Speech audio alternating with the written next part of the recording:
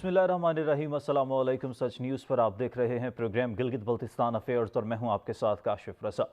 नाज़रीन, गिलगित बल्तिस्तान के हवाले से स्पेसिफिकली इस प्रोग्राम में हम बात करते हैं। वहाँ पर टूरिज़म के हवाले से हमने हमेशा बात की है, वहाँ पर हुकूमती कारकर्दगी के हवाले से हमने बात की है, कोरोना के बाद जिस तरह से गिलगित बल्तिस्तान में सूरत हाल मुख्तलिफ रही उस पर भी हमने तफसील से बात की। ये तमाम चीज़ें आज भी प्रोग्राम में ज़ेर बहस रहेंगी। हुकूमती कारकर्दगी के हवाले से बात करेंगे, निगरान हुकूमत है वहाँ पर, साथ ही साथ वहाँ पर क्या सूरत हाल चल रही है सैर व सियाहत के हवाले से, क्योंकि कोरोना पर अब काबू पा लिया गया है तो सैर व सियाहत का जो शोबा है वो भी खोल दिया गया है। लेकिन मोस्ट इंपॉर्टेंट, किसी भी मुआशरे की तरक्की के लिए, मुल्क की तरक्की के लिए इंसानी फलाह बहुत ज़्यादा ज़रूरी होती है। पाकिस्तान में वेलफेयर मिनिस्ट्री है जो कि काम करती है, इंसानी फलाह बहबूद का बाकायदा तौर पर एक वजारत है जो काम करती है। इसी तरह से गिलगित बल्तिस्तान में भी इंसानी फलाह बहबूद का इदारा है, मिनिस्ट्री है जो वहाँ पर काम कर रही है। किस मैकेनिज्म के तहत वहाँ पर काम हो रहा है? कहा यह जाता है कि गिलगित बल्तिस्तान में NGOs काफ़ी मुतहरिक नज़र आती हैं, इस पर भी हम बात करेंगे। और साथ ही साथ गिलगित बल्तिस्तान में जो दूर दराज इलाके हैं वहाँ के जो अवाम है, वहाँ के अवाम को क्या मसाइल हैं, किन मसाइल का सामना है, इस पर बात करेंगे। और साथ ही साथ गिलगित बल्तिस्तान में इंसानी फलाह बहबूद का इदारा और वहाँ पर जो कम्युनिटी है उनके दरमियान कोऑर्डिनेशन कितनी है, और इसी तरह से हम और भी चीज़ें इंसानी फलाह बहबूद के मुतालिक जो हैं उनको ज़ेर बहस लाएंगे। क्योंकि आज स्टूडियोज़ में मुझे ज्वाइन किया है वज़ीर बराए इंसानी फलाह बहबूद गिलगित बल्तिस्तान नासिर ज़मानी साहब ने। नासिर साहब, बहुत शुक्रिया आपके वक्त देने का। सबसे पहले तो मैं आपसे ये जानना चाहूँगा, गिलगित बल्तिस्तान के हवाले से हम स्पेसिफिकली बात करते हैं क्योंकि प्रोग्राम गिलगित बल्तिस्तान पर फोकस्ड है, वहाँ के अवाम के मसाइल को हम डिस्कस करते हैं। सोशल वेलफेयर की जो मिनिस्ट्री है, वर्किंग मैकेनिज़्म को सबसे पहले मैं चाहूँगा कि गिलगित बल्तिस्तान में जो मैकेनिज़्म है उसको डिफ़ाइन कीजिए। बिस्मिल्लाहिर्रहमानिर्रहीम। मेहरबानी, शुक्रिया कि आपने गिलगित बल्तिस्तान के अवाम के साथ हमदर्दी का जो इजहार किया। वक्तन फ़वक्तन टाइम पर मुख्तलिफ़ अवकात में आपके प्रोग्राम्स और गिलगित बल्तिस्तान के हुकूक, गिलगित बल्तिस्तान के मसाइल और गिलगित बल्तिस्तान के मुश्किलात के ऊपर और वहाँ के लोगों के मुश्किलात के हल के ऊपर जो बहुत सारे प्रोग्राम आपके आ गए हैं, बहुत मेहरबानी, शुक्रिया। मैं गुजारिश करूँगा कि गिलगित बल्तिस्तान में सोशल वेलफेयर का इंसानी हुकूक के हवाले से जो इदारा बना हुआ है, जो सोशल वेलफेयर है कि जो इस वक्त केयर टेकर जो गवर्नमेंट चलती है वहाँ पर, उसमें वो मिनिस्ट्री मुझे दी गई है। लेकिन मैं ये बता दूंगा कि उस डिपार्टमेंट का अब जो मैं जाके देखा हूँ उसका आवे का आवा बिगड़ा हुआ है। मिनिस्ट्री सोई हुई है, वो डिपार्टमेंट सोया हुआ है। अब उसको जगा के देखना पड़ेगा कि भाई उसका इंजन भी सालिम है या नहीं है, कि भाई उसको रिपेयर कराने की ज़रूरत है या उसको फिर आगे बढ़ाने के लिए कुछ इक़दाम करने की ज़रूरत है। इस हवाले से मुख्तसर बातचीत मेरी चीफ सेक्रेटरी गिलगित बल्तिस्तान से हो गई थी। वो बड़े शफीक और इंसान है कि जो काम को टाइम पे करते हैं और उन्होंने बहुत सारे ऐसे काम हैं गिलगित बल्तिस्तान के अंदर जो बंद पड़े थे, उनको चला लिया है। तो मेरी बात हो गई थी चीफ सेक्रेटरी साहब से, उसने कहा कि भाई कुछ दिनों के बाद 14 अगस्त के बाद फिर बैठते हैं और इंशाल्लाह इसको आगे बढ़ा देंगे।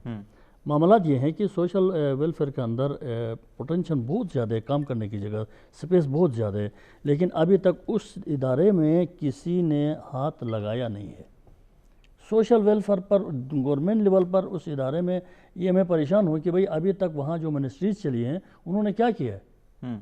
ना उन्होंने कि वहाँ पर चाइल्ड प्रोटेक्शन के ऊपर कोई इदारा बनाया है, ना वुमेन डेवलपमेंट के ऊपर कोई इदारा बनाया है, ना वुमेन प्रोटेक्शन के ऊपर वहाँ कोई इदारा बनाया है, ना उधर से जाकर उन्होंने जाकर डिसेबल के हिस्सा भी इधर इनका अंदर है, उनके लिए कोई इकदाम किए हैं इन्होंने।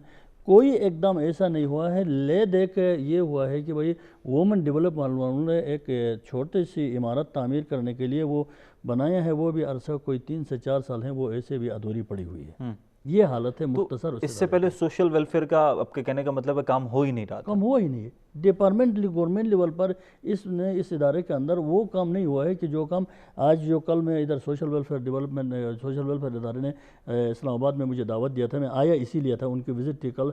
मैंने विज़िट करके मैं तो परेशान हो गया कि जो काम इन लोगों ने कर दिया यहाँ पर।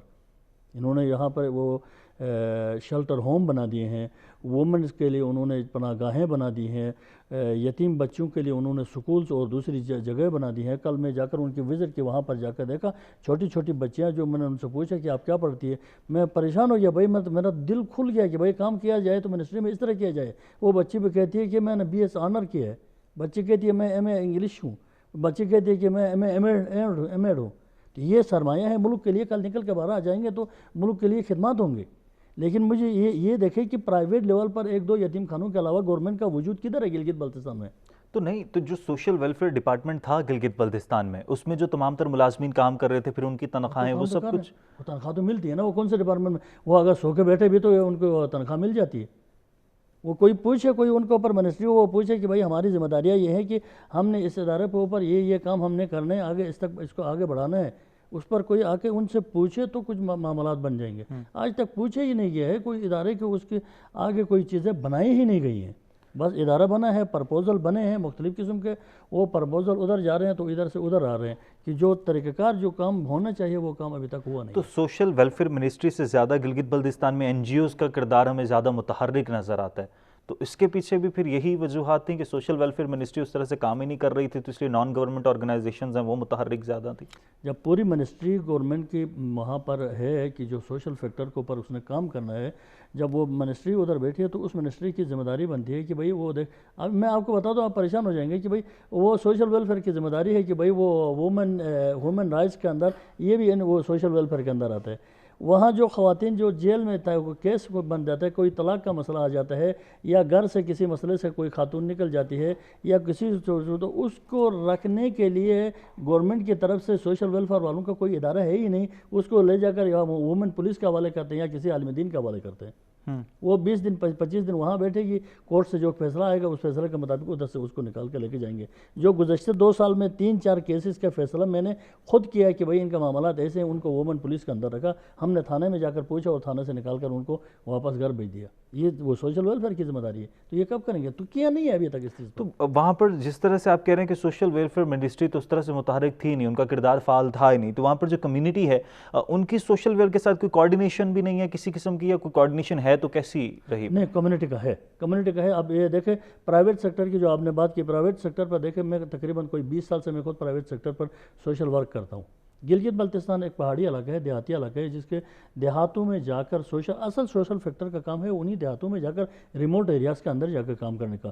شہر کے اندر بیٹھ کر تو وہاں ہر کوئی کام کرتا ہے، شہر والوں کے لیے تو مشکلات نہیں ہے۔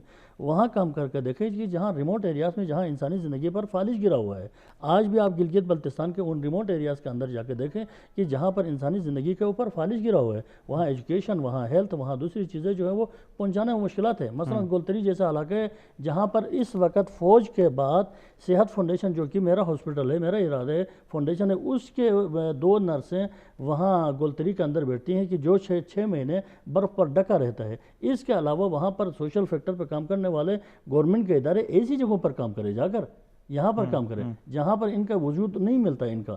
تو سوشل فیکٹر کے اوپر جو پرائیویٹ جو سیکٹر پہ کام ہو رہا ہے وہ تو چل رہا ہے، آپ لوگ بھی دیکھ رہے ہیں اور گورنمنٹ بھی دیکھ رہے ہیں اس پر۔ کمیونٹی کی ڈیولپمنٹ کے لیے کچھ کام ہوا ہے؟ اگر ہوا ہے تو کیا کام ہوا ہے، کیا کام کیا گیا کمیونٹی کی ڈیولپمنٹ کے لیے سوشل فیکٹر کے اندر؟ جی، سوشل فیکٹر کے اندر میں ابھی تک کمیونٹی ڈیولپمنٹ کے حوالے سے کوئی کام فی الحال تو نظر نہیں آ رہا ہے۔ تو اب جس طرح سے سوشل ویلفیئر جو ڈپارٹمنٹ تھا وہ متحرک ہی نہیں تھا، فعال نہیں تھا، اب نگران سیٹ اپ چل رہا ہے، تو کیا کوئی اسکیمز ہیں جو آگے پلان کی جائیں گی؟ کچھ ہوگا اس سے پہلے جو لوگ کام کر رہے تھے ان کے حوالے سے کوئی میکنزم تھا؟ وہ میں نے پہلے بتا دیا، پوچھ لیا تو انہوں نے کہا کہ بھئی 1-2 ایسے پروجیکٹ ہیں کہ جن کو ہم نے آگے چلانا ہے، پرپوزل بنایا ہے، اس کی ڈاکومنٹیشن تیار ہو گئی ہے، اس کو آگے چلانے کی بات کیونکہ حد تک جو پہلے سے چلا اس حد تک چلا ہے۔ البتہ میرا پروگرام ہے کہ میں ابھی اس چیز کو آگے لے کے جانے کے لیے، میں چونکہ وزٹ پر آیا ہوں اور کل پرسوں میں جا رہا ہوں لاہور، وومن ڈیولپمنٹ اتھارٹی کی چیئرپرسن فاطمہ کنیز فاطمہ سے ٹائم میں نے لیا، ان سے بھی ملنا ہے۔ ملنے کے بعد واپس آ کر یہاں منسٹری سے بھی ایک میٹنگ کرنے کے بعد میں پراپر ایک کام کو وہاں پر شروع کرنے کا ارادہ رکھتا ہوں کہ بھئی وہاں پر ہم چائلڈ پروڈکشن کے اوپر کس طرح سے کام کریں، وومن ڈیولپمنٹ کے اوپر کس طرح کام کریں، سوشل ویلفیئر کے اندر دوسری چیزیں کام کریں۔ اب وہاں سوشل ویلفیئر کے اندر گلگت کے اندر مختصر سا اتنا ہوئے کہ وہاں PHQ گورنمنٹ ہاسپٹل کے اندر ایک سوشل ویلفیئر آفیسر بٹھا دیے، وہ جناب علی وہ ہیپاٹائٹس اور دوسری ان کی کچھ میڈیسن وہاں پر وہ مل جائیں گے۔ اس کو سوشل ویلفیئر کہتے ہیں کہ یہ سوشل ویلفیئر یہ کام نہیں ہے، ان کا کام کچھ اور ہے۔ اچھا، ڈپرائیوڈ سیگمنٹس ہیں جو وہاں پر سوسائٹی کے، وہاں پر جو گلگت بلتستان میں کچھ ایسی سوسائٹیز ہیں جو بالکل محروم طبقہ ہے، ان کی فلاح کے لیے آپ کیا سمجھتے ہیں کہ ابھی تو کوئی کام ہوا؟ اگر نہیں ہوا تو کیا ہونا چاہیے؟ ابھی تک کوئی ایسا طبقہ اس طرح ایسا نہیں ہے کہ جو پرائیویٹ لیول پر جو پرائیویٹ سوشل فیکٹر پہ ہم کام کر رہے ہیں کہ کوئی ادارہ محروم رہا ہو. ایسا کوئی ادارہ نہیں ہے. اب مجھے لے لے کہ میں عرصہ 22 سال سے میں سوشل فیکٹر میں کام کرتا ہوں. میں داریل میں کام کرتا ہوں, تانگیر میں کام کرتا ہوں, اور تھک نیار کے اندر میں کام کرتا ہوں. ادھر سے جا کر بتھریت میں میں کام کرتا ہوں. استور میں میرا کام چلتا ہے. بلتستان کے اندر کام چلتا ہے کہ میرا ادارہ ہے صحت فاؤنڈیشن, جہاں پر میں پاکستان نرسنگ کونسل سے رجسٹر سکول چلاتا ہوں کہ عرصہ 15-20 سال سے سکول چلاتا ہوں. اور میں نے اس وقت گلگت بلتستان کے اندر جو فیمیل کے اندر جتنی بھی بچیاں جو ہر گورنمنٹ ہاسپٹل کے اندر کام کرتی ہیں وہ بچیاں میری ہیں صحت فاؤنڈیشن کی. تو اس طرح سے جو محروم طبقے ہیں ان تک کوئی ایسا طبقہ نہیں ہے. وہ طبقاتی نظام ختم ہو گیا ہے. اس کو تو ہم نے بڑی محنت کر کے گلگت کے اندر اس کو ختم کر دیا, گلگت بلتستان کے اندر. اب یہ طبقاتی نظام وہاں پر ختم ہو چکا ہے, یہ نہیں ہے. اچھا, وہاں کی عوام کو بہت سارے مسائل کا سامنا رہتا ہے. ہم شو میں بھی ڈسکس کر رہے ہوتے ہیں, ویسے بھی ہم پڑھ رہے ہوتے ہیں گلگت بلتستان کو جس طرح سے نگلیکٹ کیا جاتا ہے. کرونا سے پہلے کیا سچویشن رہی, وہاں کی جو عوام ہے, نوجوان نسل ہے, ان کو کن کن مسائل کا سامنا ہے, وہاں پر مجموعی طور پر مسائل ہیں کیا؟ گلگت بلتستان کے اندر تو کرونا کی بات کریں تو کرونا کے حوالے سے تو معاملات یہ ہے کہ گلگت بلتستان کے اندر ہو یا پورے ملک کے اندر ہو, اس میں کرونا کے بہانے سے جو ملکی ایجوکیشن کو بالخصوص جو تباہ کر دیا, برباد کر دیا, اس کو میں تسلیم نہیں کرتا ہوں, میں نہیں مانتا ہوں. ہمارے پاس اس ایجوکیشن نظام کو چلانے کے لیے دوسرے راستے ہمارے پاس تھے. جہاں ہم نے اپنے بچوں کو برباد کر دیا, تباہ کر دیا, ایجوکیشن سے بالکل دور رکھا. 1 سال 1.5 سال بچے کو رکھ کر 6 مہینے رکھ کر بعد میں جا کر بچے سے پوچھے, مشکل ہے بچہ, جس کے لیے ہمارا عربی میں کہتے کہ العلم وحشیٌ, علم جو ہے وہ تھوڑے دن آپ اس کے اوپر سٹڈی نہیں کرے تو وہ دماغ سے بھاگ جاتا ہے, چلا جاتا ہے. وہ جنگلی جانوروں کی طرح ہے, وہ گم جاتا ہے, ذہن میں نہیں بیٹھ جاتا ہے. تو لہٰذا اس وقت یہاں پر ہم نے گلگت میں بھی کہا تھا کہ بھائی آپ ایجوکیشن سسٹم کو چلا لو, اس کو کھلی فضا میں رکھو, کھلی فضا رکھو. بھائی اتنی بڑی زمین خدا نے ہمیں دے دیا, لازم نہیں ہے آپ کمرے کا اندر ایجوکیشن دے دو, اس کو لازم نہیں ہے ایک ہال کا اندر ایجوکیشن دے دو. کھلی فضا میں لائیں, وہاں پر 10-12 اسٹوڈنٹ رکھیں, ان کو شفٹ وائز رکھ دیں.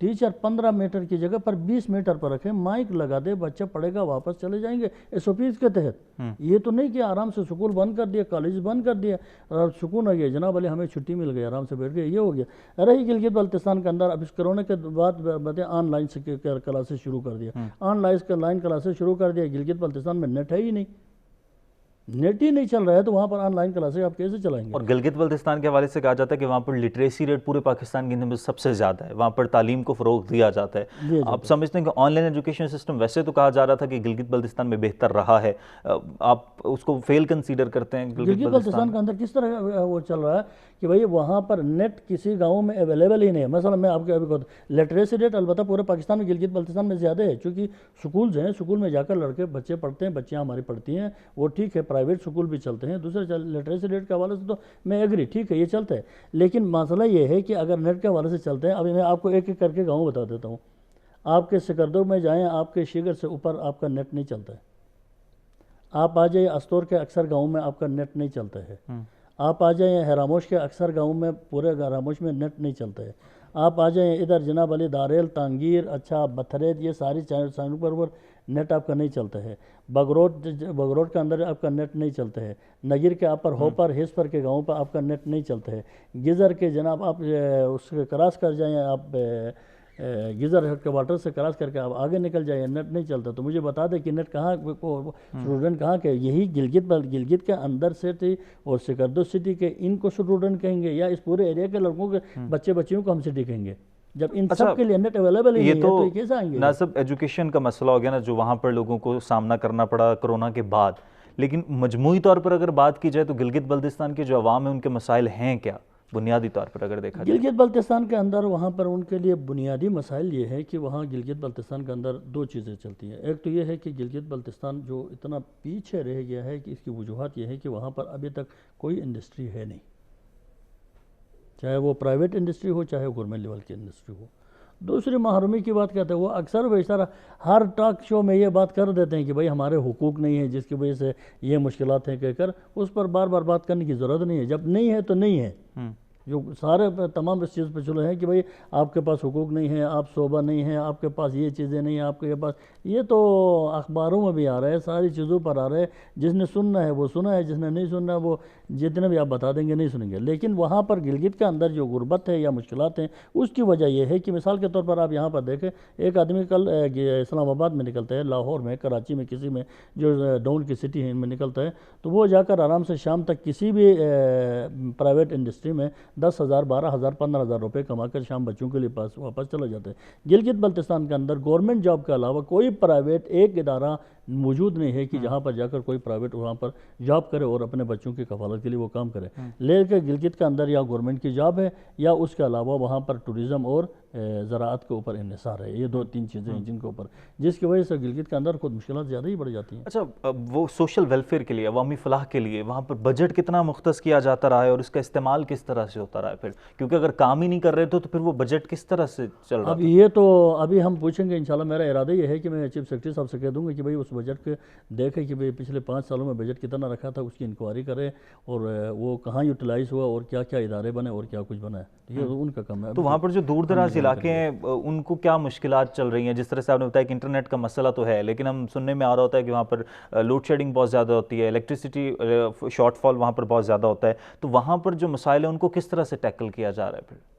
وہاں پر الیکٹرسٹی کے حوالے سے تو معاملات یہ ہے کہ بھئی ابھی گرمیاں تھوڑی آ گئی تو گلگت بلتستان کے لیے تھوڑی کچھ بجلی بل بھی مل بھی گئی، لیکن باقی اگر نکل جائیں تو وہاں گلگت کے اندر جو اتنا پانی ہمارے پاس موجود ہونے کے باوجود یہ شرم کی بات ہے کہ بھئی وہاں پر جو بھی گورنمنٹ آتی ہے اس کے بعد پھر وہاں پر لوڈ شیڈنگ آتا ہے. تو وہ گورنمنٹ جو الیکٹ ہو کر آتی ہے اس گورنمنٹ کو شرم ہونا چاہیے کہ بھئی میں آیا اور ادھر کام کر کے واپس چلا جاتا ہوں. دوسرے پھر اگر الیکشن کے لیے نعرے لگاتے ہیں کہ ہم ایک اور بجلی گھر بنا دیں گے اور جگہ صاحب کو بجلی دے دیں گے. وہاں پر مشکلات یہ ہیں کہ بجلی تو وہاں پر سردیوں میں بالکل نہ ہونے کے برابر ہوتی ہے گلگت بلتستان کے اندر، اگرچہ ریسورسز وہاں زیادہ ہیں، سب سے زیادہ ریسورسز وہاں پر موجود ہے، لیکن اب بھی نہیں ہے. البتہ میں ابھی تازہ میری وہ گورنر گلگت بلتستان صاحب سے بات ہو گئی تھی کہ بھئی ہم پرائیویٹ سیکٹر پر وہاں پر بجلی کو، انرجی کو پیدا کرنے کے لیے یہ چیزیں لائیں گے. دنیا کے ڈونر پر لوگ پڑے ہوئے ہیں، وہ آ کے کام کرتے ہیں، کرنے کے لیے ان کو اجازت دے دے. تو انہوں نے کہا کہ بھئی ٹھیک ہے، ہم اس کے لیے آپ کے لیے راستہ بناتے ہیں، آپ لوگوں کو لے کر آ جائیں اور ہم بجلی کے اوپر پانی اس کے اوپر کام کریں گے. دوسرے گلگت بلتستان کے اندر جو دور دراز کے علاقے ہیں، جو وہاں پر مشکلات جو ہیں، سب سے بڑا مشکل یہ ہے کہ وہ علاقے جہاں زراعت کے اوپر کام ہو رہے ہیں. اچھا ناصر، میں زراعت پر آتا ہوں، دور دراز علاقے کے مسائل پر آتا ہوں. مجھے بریک لینی ہے، بریک کے بعد واپس آتے ہیں. گفتگو کا سلسلہ یہیں سے جاری رکھیں گے. ناصر زمانی صاحب اسٹوڈیوز میں موجود ہیں، ہمارے ساتھ رہیے گا.